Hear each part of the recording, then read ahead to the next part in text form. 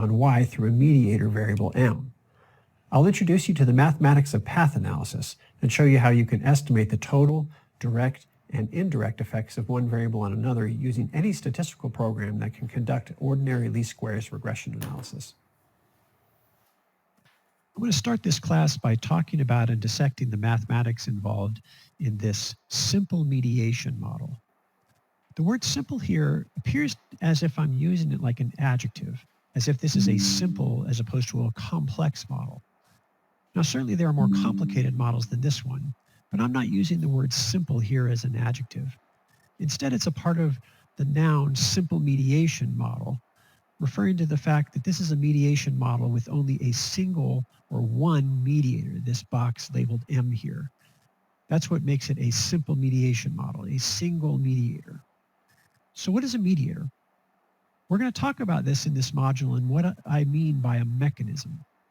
This is a three-variable causal system. You see three variables represented by the boxes x, m, and y. So you have some variable x, something you care about, something you've measured or something you've manipulated in a study, and you're interested in the effect of x on some outcome variable of interest to you, y. You're interested in how variation in x maps onto, in some causal sense, variation in y.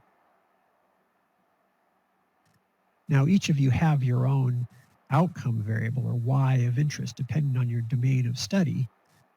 As well, your discipline may have a particular category or set of favored x's, whether they're manipulated or measured. If you're interested in how some variable x that you've measured and manipulated influences or affects your outcome variable of interest y, you would posit a simple mediation model when you believe there's some variable m that is causally located between x and y and functions as the conduit through which x is influencing y. And so a mediator m is causally influenced by x, and the variation in m that results from x then carries x's influence causally onto y. So x affects m, and m in turn influences y. Like x and y, m could be absolutely anything. Anything that represents the mechanism by which x influences y. It would generally be some kind of a measured variable reflecting perhaps a psychological state that's induced by differences or variation in x, or some kind of a cognitive reaction or process or an emotional response, or perhaps some kind of a physiological change that results from variation in x. It could be any of these things. Whatever it is, it represents the mechanism by which x influences y through m. So this is a three-variable causal system in which x influences m and m in turn influences y. I'm using these unidirectional arrows here to represent causal influence, not only causal influence, but the direction of causal influence.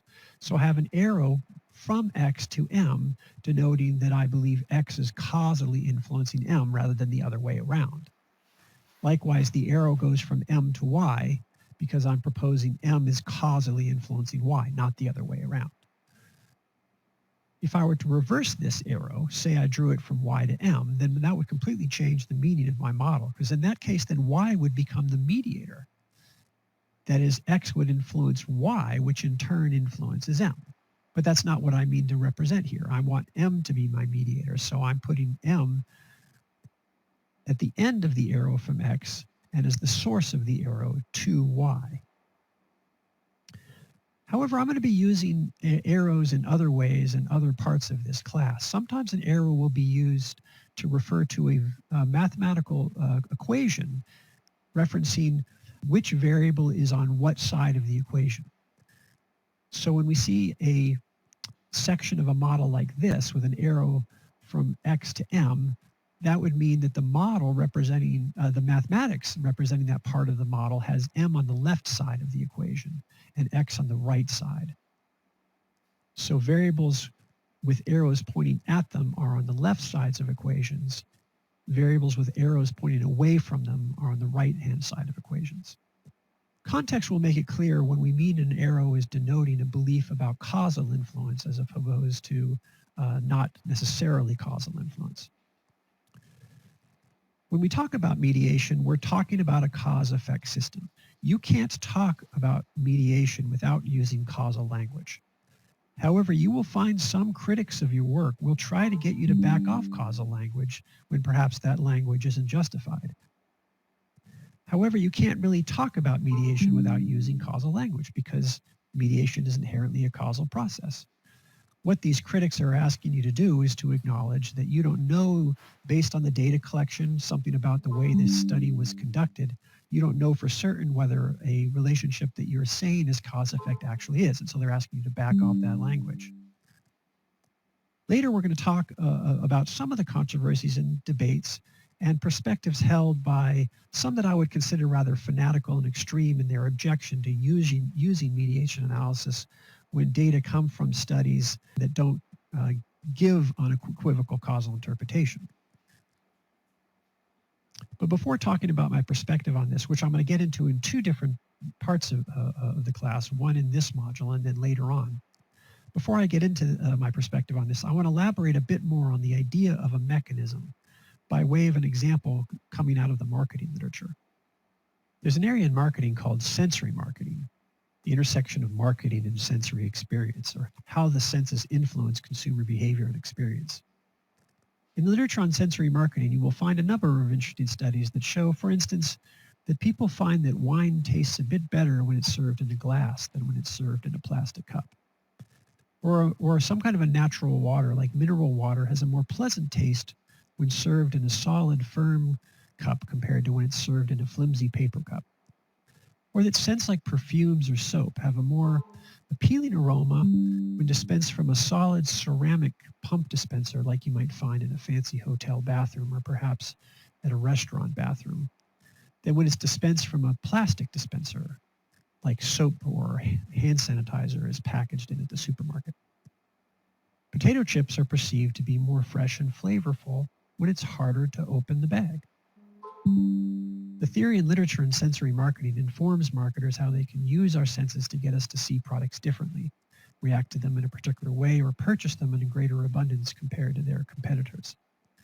So let me talk a little bit about a specific study published in 2017 that is in this genre of sensory marketing. The 78 participants in this study, these were students at a university as I recall, were given a box of chocolates and they were asked to hold the box and manipulate it in their hands and otherwise examine it for 30 seconds or so. And then they were allowed to sample a piece of chocolate from the box. Half of the participants were assigned to a light packaging condition.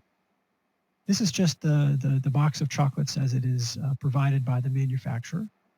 This box, the contents of the box, the chocolate in the box itself, weighed in aggregate 184 grams, so about 6.5 ounces for those of you who are more familiar with ounces rather than grams.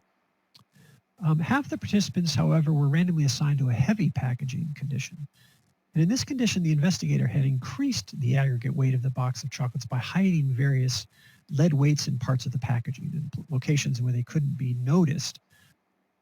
However, of course, participants could notice it because, well, the box of chocolates was heavier. They just didn't know that it was manufactured to be heavier by the investigator who had placed weights in various parts of the packaging. In this condition, the box weighed 234 grams, about 8.25 ounces, so a 50-gram difference. Now, preliminary pilot studies showed that this difference in weight was large enough for people to distinguish between, so it was a noticeable difference. Otherwise, the product itself was the same. The chocolates in the box were otherwise identical in size and weight.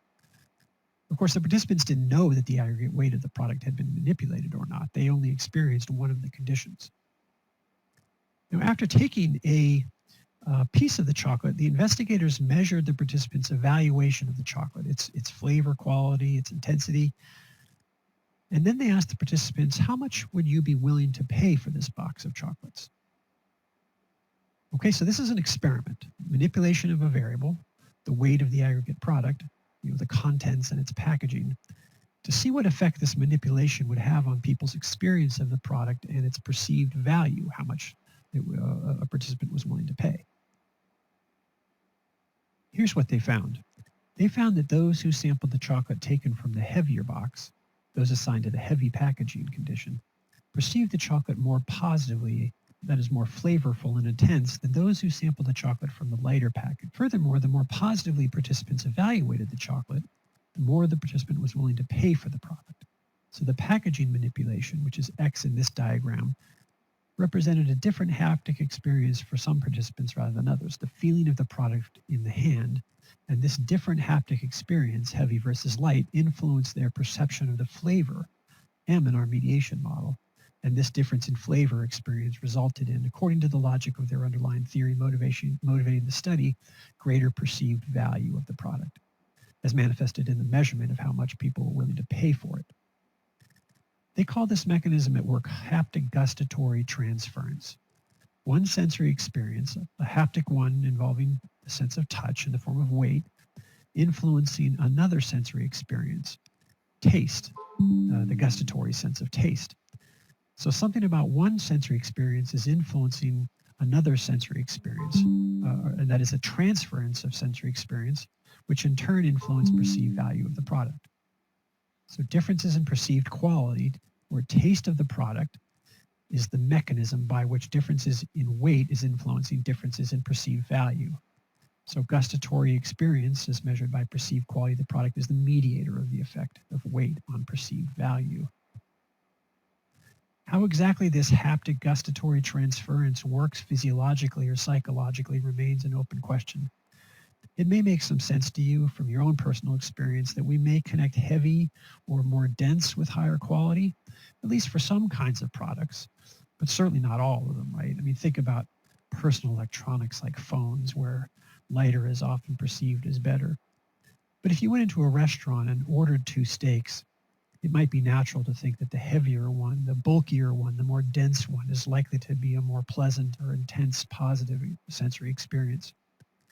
In our language, we talk about the weight of evidence or the weight of an argument, right? Meaning more or better arguments in favor of something. Anyway, my point here is to illustrate the concept of a mechanism.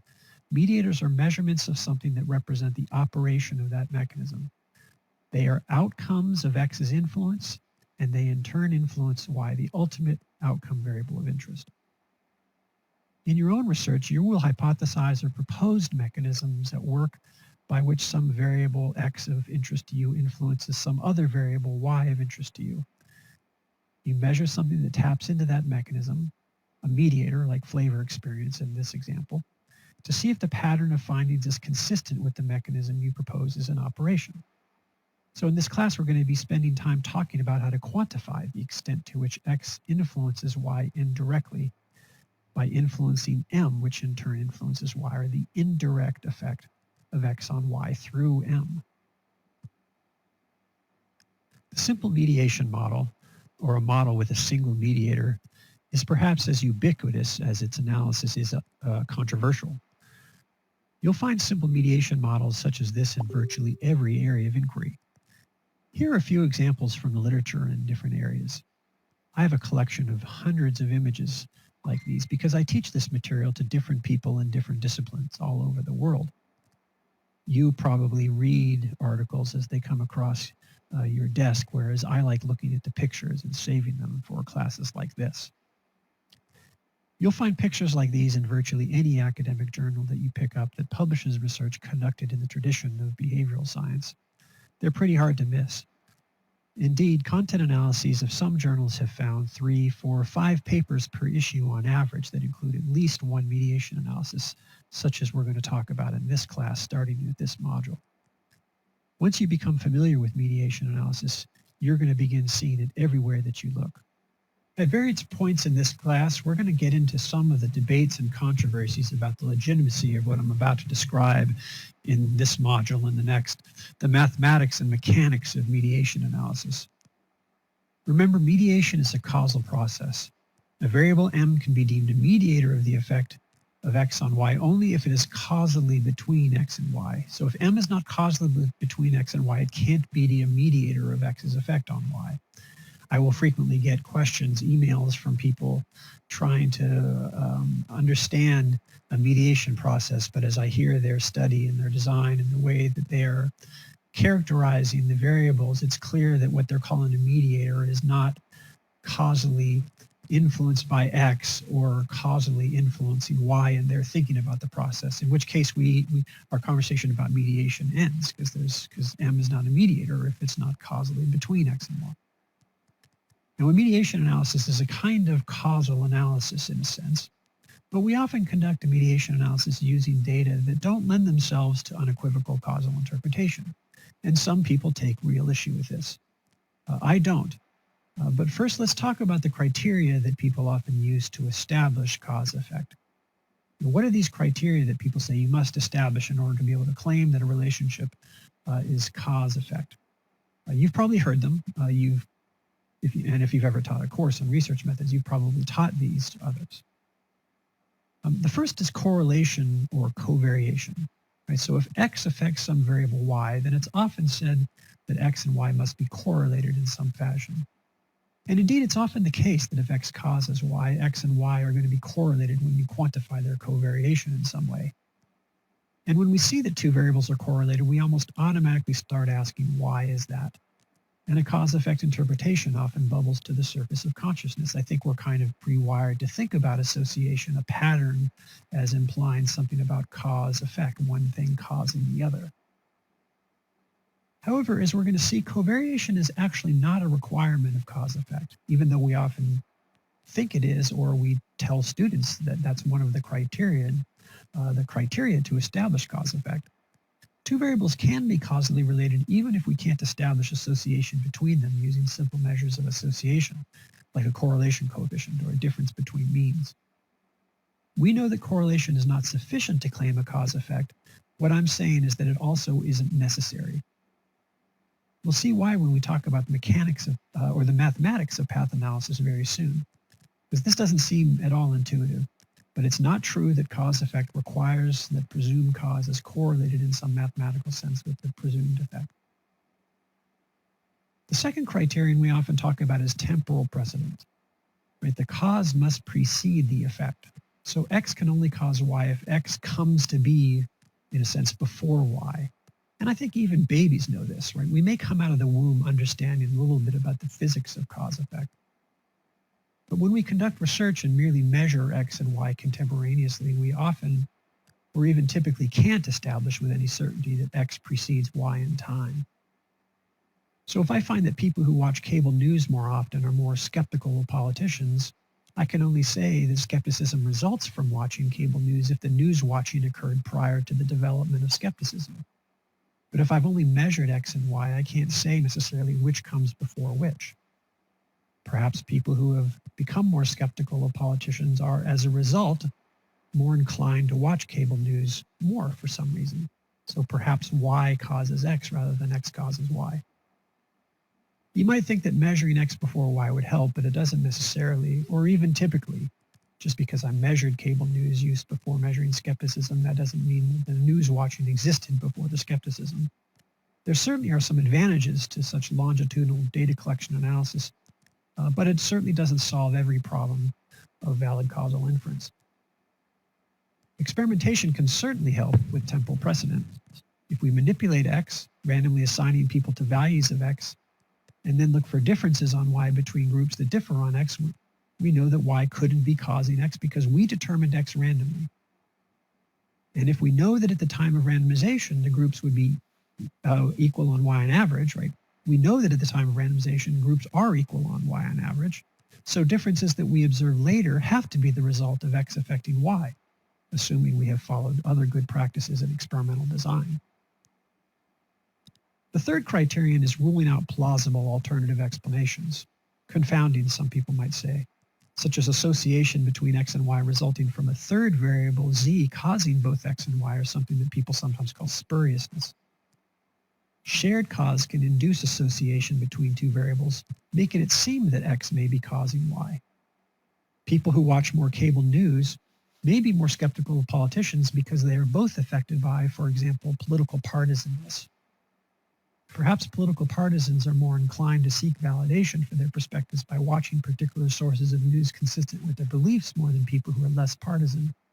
And their more partisan disposition may also lead them to distrust the things that at least some politicians say, such as those whose perspectives lead in a different partisan direction. You're going to find in the course of your day-to-day life as scientists that you pretty much never meet the conditions of causality that we talk and teach about. You'll never be able to rule out alternative explanations for a pattern of findings consistent with cause-effect. And with the exception of certain kinds of designs, you probably won't be able to establish in no uncertain terms that your proposed cause precedes your presumed effect. But we do our best to conduct research in a way that allows us to at least examine whether a pattern of associations is consistent with some proposed causal process that we're hypothesizing is at work generating the data we have. We have theories. We have these logical arguments that we are buttressed by past supporting evidence, and these lead us to make sensible, logical predictions about a pattern of findings that we can expect and that we can interpret as consistent with a mediation process. The mediation analysis we do will help to inform an argument we're making, but the analysis isn't the whole argument. Indeed, I would argue that data analysis will never inform us about cause-effect with any kind of certainty. Design of the research is important, as is our theory and logical argument. We can use mathematical procedures such as mediation analysis to help inform our argument, but they can't be the sole basis of the argument. So don't let anyone bully you in their attempt to convince you that you can't do mediation analysis with merely correlational data, findings that don't lend themselves to unequivocal causal interpretation. It is not futile, as some people say and believe. So my perspective is much more relaxed than the perspective taken by these extreme critics. Now, this all seems pretty obvious to me, but as I've said, many people are not open to mediation analysis using merely correlational data. You've started to hear some of my perspectives on this, and I'll talk more about it in a later module. I want to introduce you now to a few of the more important concepts in mediation analysis: the total effect, the direct effect, and the indirect effect of a variable x on some outcome or dependent variable y, and how we can use statistical procedures to estimate these effects with some simple laws or rules of path analysis. This may be one of the more important slides in the whole section on mediation analysis. Indeed, it might even be the most important slide in the entire course. Now, let's say you've conducted a study and measured some variable x that you believe has a causal influence on a dependent variable y that is measured at least the interval level. X could be a dichotomous variable coding which of two conditions in an experiment a participant was assigned to, or it may be some kind of an underlined continuous variable measured at least the interval level, perhaps reflecting something about the person's personality or his or her environment. If you wanted to quantify X's effect on Y, how would you do that? Before continuing, I want to talk a little bit about language.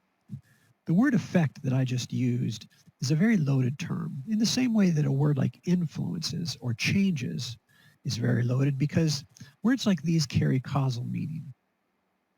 I'm going to use terms like these to refer to some kind of a relationship between variables. Sometimes when I use those words, I do mean them in a causal sense in terms of the purpose of the analysis or interpretation, even if I can't confidently say that the effect or influence or change that I'm talking about is truly causal in nature. Statistics ultimately doesn't say anything about cause-effect. It's research, design, and theory that tell us about cause-effect. Statistics is there just to help buttress an argument we might be making. So when I use a term that implies cause, I recognize that a causal inference may not be justified. But in a mediation analysis, we are assuming cause-effect because mediation is a causal process. Of course, we can assume what we want, but that doesn't mean the assumption is accurate. Anyway, so back to the idea of how would I quantify X's effect on Y? Well, if X were a dichotomous variable, you might calculate the mean of Y in each of the two groups and then define the effect of X as the difference between the group means. Or if X was a quantitative variable, you might calculate the correlation between X and Y as a measure of the effect, or you might regress Y on X in a regression analysis. It's this latter approach, regression analysis, that we're going to use to quantify effects in this class. Because it turns out that if you're strategic about scaling and coding of variables, regression analysis will return information that can be interpreted as mean differences or correlations, or how much changing X is likely to influence or change Y, assuming again, of course, that X affects Y. I've depicted a linear regression analysis estimating Y from X here in the upper right-hand corner of this slide. So this is a visual representation of an equation or regression model here. So in this regression model, I'm estimating y from x. This is a simple linear regression equation. It has a constant and a weight for x. The weight for x is what an ordinary least squares regression analysis routine would generate when it attempts to find the best fitting model of this form. The model that minimizes the residual sum of squares, meaning the discrepancy between the values of y in the data and the estimates of y from the model. We call c the weight for x in this equation, or the path here, we call c the total effect of x. It's interpreted as the estimated difference in y between two cases that differ by 1 unit on x. Now, when I say cases, I'm referring to what would typically be people, the people you're studying and measuring in a study. But your unit of analysis may not be people. It could be something else. But assuming they're people, we can say that for two people who differ by 1 unit on x, then the model estimates they will differ by c units on y. As we'll discuss, if x is dichotomous, meaning that it represents membership in one of two groups, then c will be the difference between the group means if the two values of x in the data that code groups differ by 1 unit, such as if you used x equals 0 and 1 for your groups, or minus 0.5 and 0.5. The sign of c tells us about the direction of difference in y associated with differences in x. So if c is positive, then cases higher on x are estimated to be higher on y. And if c is negative, then the cases higher in x are estimated to be lower on y. Now, some simple mathematical rules in path analysis tell us that we can break this total effect of x, path c here, or this weight here, into pathways of influence, direct and indirect. These pathways of influence you can see in the simple mediation model that I've depicted here. Think about the pathways of influence as the ways in which you can trace from x to y, always tracing in the direction of an arrow. If you look at this, you can see that there are two ways you can get from x to y following the directions of the arrows. One of those moves from x to m and then to y, and then a second one goes from x directly to y, bypassing m entirely. These are the indirect and the direct effects of x. We can estimate these direct and indirect effects using regression analysis, and when you add them up, they will equal the total effect of x, and that's down here. I'll talk more about this equation in a minute. Now, suppose we build an OLS regression model of m that includes x as a sole predictor, like here. So I'm estimating m from just x. My regression model will derive a regression constant and a weight a that minimizes the residual sum of squares. That weight a is depicted here and quantifies the effect of x on m. It's interpreted as the estimated difference in m between two cases that differ by 1 unit in x, just as the total effect is interpreted, except that our outcome is m now rather than y. If a is positive, that means cases higher in x are estimated to be higher on m. And if a is negative, that means cases higher in x are estimated to be lower on m. Now suppose we next estimate y from both x and m simultaneously, as in this equation here, and we're again using OLS regression. That would give us two regression weights, one for m, which I've labeled b, and one for x, which I've labeled c prime. They are over here in the diagram. B is the effect of m on y, and c prime is the effect of x on y. But they have different interpretations because these are partial regression coefficients. They're in a multiple regression model. We interpret b to mean the two cases that differ by 1 unit on m, but who are equal on x, are estimated to differ by b units on y, with the sign of b determining the direction of the association between m and y, controlling for x. So if b is positive, then being higher on m maps onto being higher on y. And if b is negative, that means being higher on maps onto lower on y. If we multiply a and b together, we have the indirect effect of x on y through m. Assuming the effects we are estimating are causal in nature, it tells us how much two cases that differ by 1 unit on x are estimated to differ on y as a result of the joint influence of x on m and the effect of m on y. It's a product of regression coefficients, a times b, the indirect effect of x on y. But it can be interpreted much like a regression coefficient. If the product of a and b is positive, if the indirect effect is positive, that means the cases 1 unit higher on x are estimated to be ab units higher on y through this joint effect of x on m, which in turn affects y. And if AB is negative, that is, if the indirect effect is negative, that means that cases 1 unit higher on x are estimated to be lower on y by AB units through the joint effect of x on m, which in turn affects y. Now, before talking about the direct effect, I want to make an important point about the indirect effect. It's a product of two effects, the effect of x on m and the effect of m on y controlling for x. The substantive interpretation of the sign of the indirect effect should always consider the signs of the components of the indirect effect, that is, A and B. A positive indirect effect can result from a positive A and a positive B, or a negative A and a negative B. So suppose your theory predicts a positive indirect effect. Don't get too excited if that's what you find until you first check whether the signs of A and B are consistent with the theory or predictions. Your theory may predict a positive A and a positive B, and therefore a positive indirect effect. But your theory is not supported if A and B are both negative, even though they nevertheless produce a positive indirect effect like you predicted. Likewise for a negative indirect effect, which we know can result from a negative A and a positive B, or a positive A and a negative B.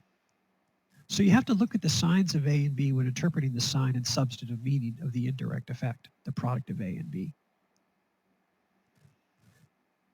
The weight for x in this equation, C prime, or C prime right here, the label attached to that path, estimates the effect of x on y among cases equal on m, or controlling for the effect of m on y. We call this the direct effect of x on y, and in a mediation analysis, it's interpreted as the part of x's effect on y that operates through some process other than through m, again, assuming that this is a causal effect at all. As a partial regression coefficient, it's interpreted as the estimated difference in y between two cases that differ by 1 unit on x but who are equal on m, or controlling for m. Again, the size of C prime, the direct effect, tells us about the direction of the association between x and y when m is held fixed. An important derivation in path analysis is that the total effect of x, C, is equal to the sum of the direct and indirect effects of x. That is, C equals C prime plus the product of A and B. This will always be true whenever you estimate all these regression coefficients here using OLS regression. So this tells us that the total effect of x is the sum of its two pathways of influence in a mediation model, one direct and one indirect. Note that this will not necessarily be true if you use something other than OLS regression to estimate y and m, or its maximum likelihood equivalent using an SEM program. For example, if y is dichotomous and you estimated y here and or here using logistic regression or probit regression, then this path analysis algebra won't work. The total effect will not typically be equal to the sum of the direct and indirect effects. A little algebra results in this expression down here. The indirect effect of x on y through m is the difference between x's total effect on y and its direct effect on y. So you can think of the indirect effect as the difference in the effect of x on y when you control for m versus when you don't. In mediation analysis, we care about the indirect effect of x. We test hypotheses about mediation by estimating the indirect effect of x on y, and then using inferential statistics to determine whether the data lead us to believe that the indirect effect is not zero in the population or in the universe of possible data, as I like to say. The total and the direct effect really don't say anything at all about mediation. The size of C and C prime, the total and direct effect, are largely irrelevant because they say nothing about mediation. Whether C is large or small, statistically significant or not, this tells us nothing about the product of A and B, the indirect effect. Likewise, whether C prime, the direct effect, is large or small, statistically significant or not, tells us nothing about the indirect effect. In modern mediation analysis, Emphasis is squarely on the estimation of an inference about the indirect effect of x. It tells us how y moves with movement in x through movement in m.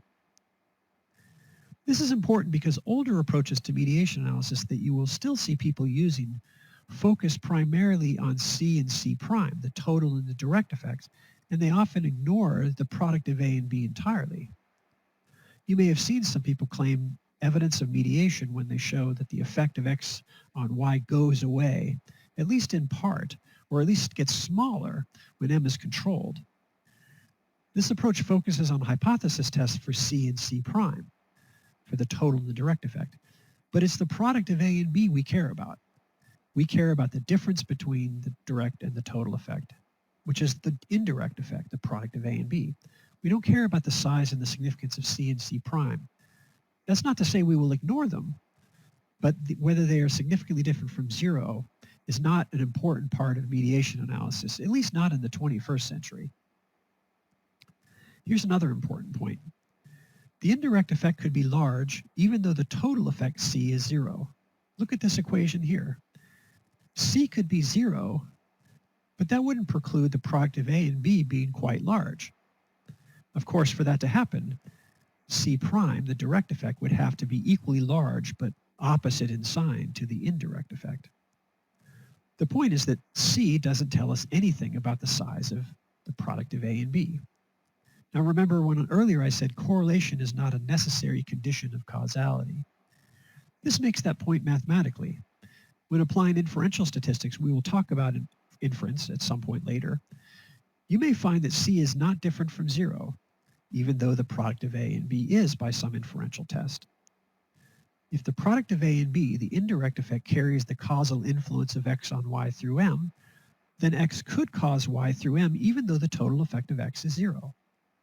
So we should not require evidence that C is different from zero before conducting a mediation analysis. Lack of correlation does not disprove causation, is one way of framing that. You can do a mediation analysis regardless of the size or significance of the total effect of x on y. The path analysis algebra I just took you through emphasized the estimation and expression of the effects of x on y in unstandardized, or what's sometimes called raw form. These effects were constructed from unstandardized regression coefficients. Now, when I say that the total, direct, and indirect effects of x are interpreted as estimated difference in y between two cases that differ by 1 unit on x, the units of y and x that these effects are scaled in are the units of the measurement scales of x and y, whatever they happen to be. They are scale-bound measures of x's effect. Some people prefer to express effects in scale-free metrics. For instance, in regression analysis, you can report a regression coefficient in its unstandardized or raw form, or in standardized form. Standardized regression coefficients are a scale-free metric. What I'm showing you on this slide is that the path analysis algebra I described earlier also applies to standardized measures of effects. Now imagine that we repeated the regression analysis I described earlier, but we first standardized x, m, and y prior to analysis. To standardize a variable, remember how that's done. We convert the measurements into deviations from the mean in standard deviation units, also known as z-scores. I've expressed the formulas for standardized versions of x, m, and y here. So for every case in the data, we're taking, for example, their x value, subtracting the mean from it, and then dividing by the standard deviation. And that expresses that case's x value in its standardized form. Remember that a standardized variable has a mean of 0 and a standard deviation of 1. So someone who is 1 on a standardized variable is 1 standard deviation above the mean. And someone who is -2 on a standardized version of a variable is 2 standard deviations below the mean. So imagine you have standardized your variables by applying this standardization transformation. And what I'm doing here is I'm just replacing from the earlier equations the raw or unstandardized variables with their standardized counterparts. If we estimate the weights in each of these equations using the standardized data, then all of this that I described earlier still applies. Most importantly, our standardized total effect breaks into a standardized direct effect and a standardized indirect effect. Okay, so let me be a little bit more explicit in that, and let me talk about completely standardized effects. Now, when I regress y, standardized y on standardized x, I have this model. My estimated value of y is equal to this weight times the standardized value of x. We call this, here it is in visual representation, and that weight for standardized x is C sub CS, where CS stands for completely standardized. It's completely standardized because I've standardized both x and y. Later we'll talk about partially standardized effects, in which only some of the variables have been standardized. Likewise, I could regress standardized m on standardized x, and that would give me a completely standardized a path, the weight for x. And after I regress standardized y on standardized x and standardized m simultaneously, then I have completely standardized b and c prime. Those are these weights here. The product of the completely standardized a and the completely standardized b produces the completely standardized indirect effect of x on y. C prime under subscript CS is the completely standardized direct effect of x on y.